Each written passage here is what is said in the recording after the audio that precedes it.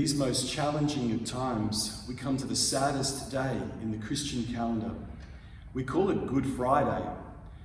It's not good for Jesus, it might be good for us, but Good Friday is the day we arrive at in this, our Easter Triduum. This day, seemingly, death wins. This day, seemingly, hope ends.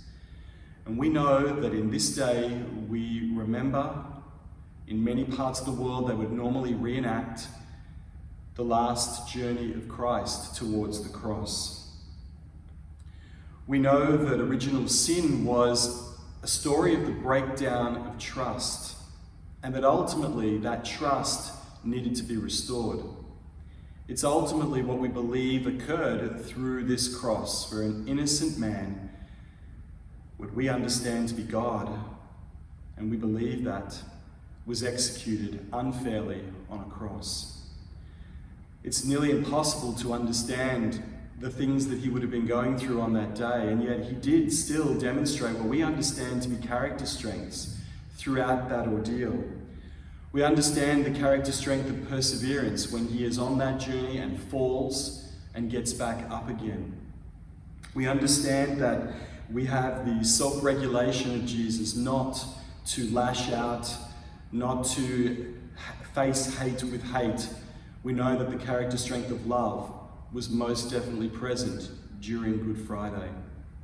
We also know that ultimately, on that cross, forgiveness was the character strength of choice for Jesus. When he was about to exercise one last character strength, it was forgiveness that was his go-to character strength. We understand from a Catholic Christian belief, and this day of the cross is about the restoring of trust. We in the Catholic Church understand and have to recognize that what happens when there is a failure of trust.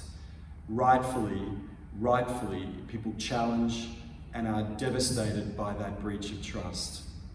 It is imperative that days like Good Friday remind us of the reasons why trust is so valuable and that trust is so necessary.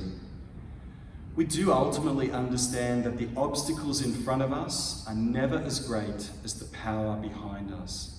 And we would be of the belief that the power of this cross, this ultimately sad day that leads somewhere good, maybe it doesn't feel like it on a Good Friday. We know that St. Eugene de Mazenod, this was the day that he had his conversion experience that ultimately changed the direction of his life, that led to the founding of the Oblates, led to the communion of priests working in rural France, eventually led to Ireland, eventually to Fremantle, eventually to Brisbane here at Iona in 1957. Good Friday were the origins of how we got to be a community here at Iona. And there are many crosses within the college. There's a cross on our crest. There's crosses in many parts of the school to remind us of God's infinite love. So in conclusion, what do we see on a day like today? We see what happens when humanity forgets who it is, when humanity forgets who God is. We also see pain and anguish from those who love Jesus. We hear words of judgment, we hear words of hate, we also hear words of love and forgiveness. And seemingly at the end of this day, it looks like those words of hate have won. These next few hours and days within the Catholic Christian tradition, we are living in this COVID-19 era. We are living in the sadness of isolation. We are living in the sadness of a tomb. It can feel like that.